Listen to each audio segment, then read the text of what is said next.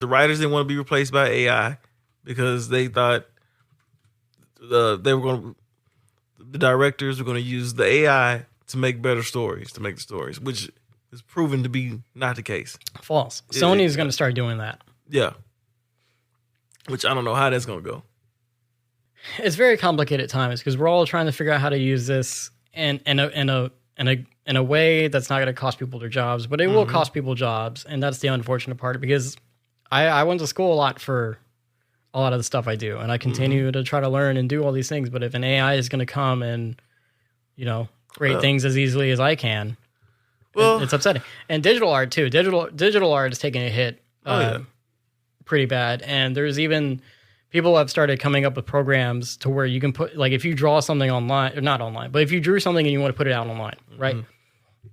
In order to keep AI from taking that image and throwing it into the AI machine, you can put it through a program and it'll do something to the pixels to where when AI tries to look at it, AI won't see anything. Yeah. And so a lot of digital artists, I think, are kind of trying to make that a thing. Or they're trying to make it more aware where it's like, hey, if you're a digital artist, you should use this before you put anything out there, because now AI is like stealing people's art and making new art with it.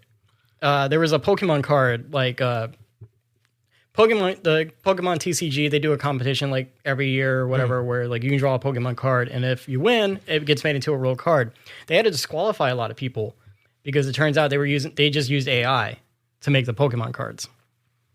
Well, I mean, it's kind of like the people in the automotive industry. In Detroit, they started using robots, started using all type of forklifts. I mean, not forklifts, but different machines to carry out all warehouse jobs. They also use machines as well.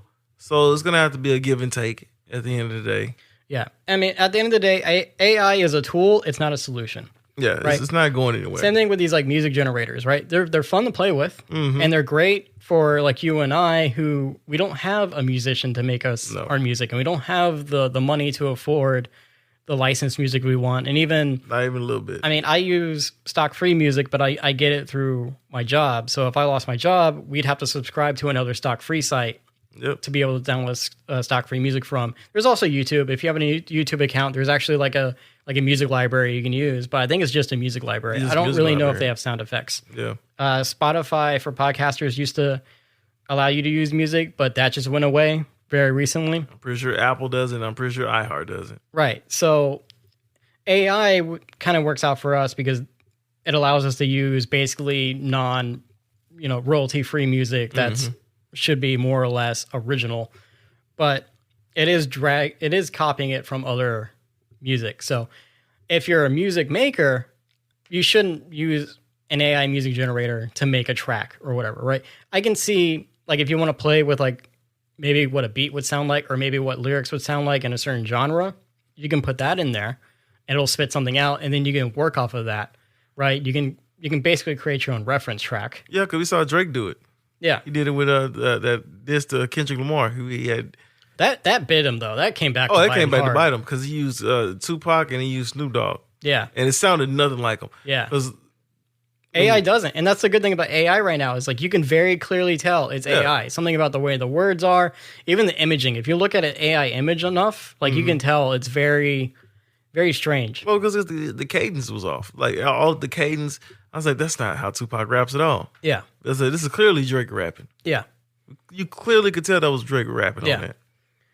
So that's kind of the good thing is like we're in this weird period where AI is not quite like perfected yet. But it will be. It will be eventually. And there needs to be stipulations on it. There needs to be, if you're a creator, just get your contracts, like make sure you have ironclad contracts with where AI is concerned. Like, yes, AI can use my music to create another piece of music.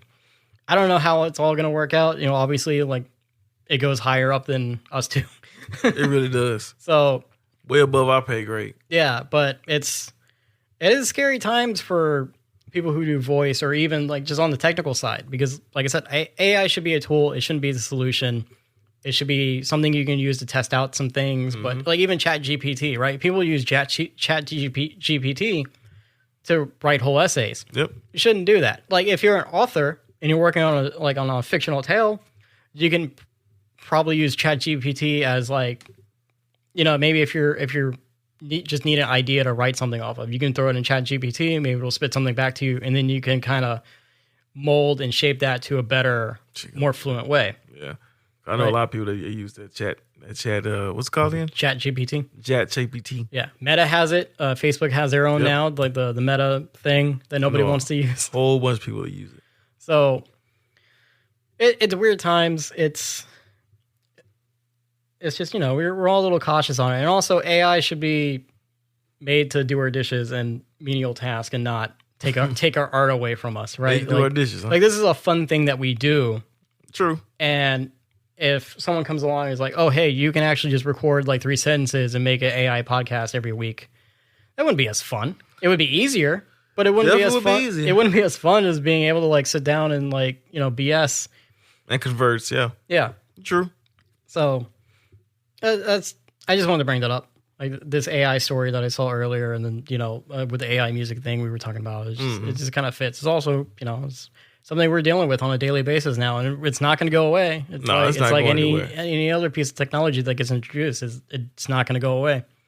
Yeah, it's definitely not going anywhere. People might as well go ahead and try to get those contracts signed up now. Yeah. I imagine in the next few years, there's going to be like heavy stipulations. And also too, something else with AI, to kind of dip into politics a little bit, Ted Cruz is pushing a bill to stop people using AI to make AI revenge porn.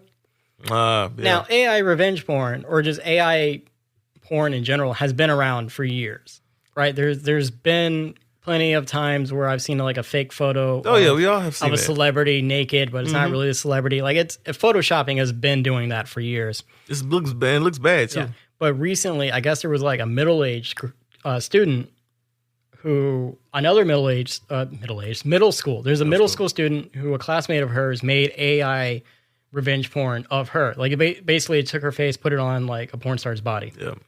So Ted Cruz caught wind of that. So now he's pushing this bill to like, hey, we really got to crack down on revenge porn, which to some degree I'm like, well, that's been going on for years. Why are you all of a sudden caring about it now? But also it's good. It is a good thing. Never late than sorry. Yeah, when you throw out the cynical side of it, it is a good thing to have, and hopefully that gets passed, because that's also a very serious thing, is AI imaging with people. What if I took a picture of you and then AI'd you into whatever situation? That wouldn't be cool. That would be very disturbing in a way. Like if you just looked online and I posted a picture of you in like Detroit.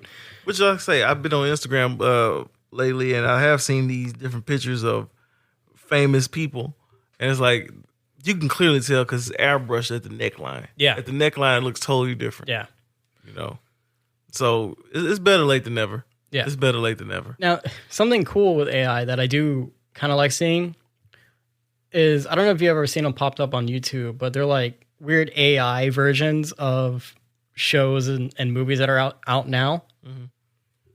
So like I'll pull something up real quick.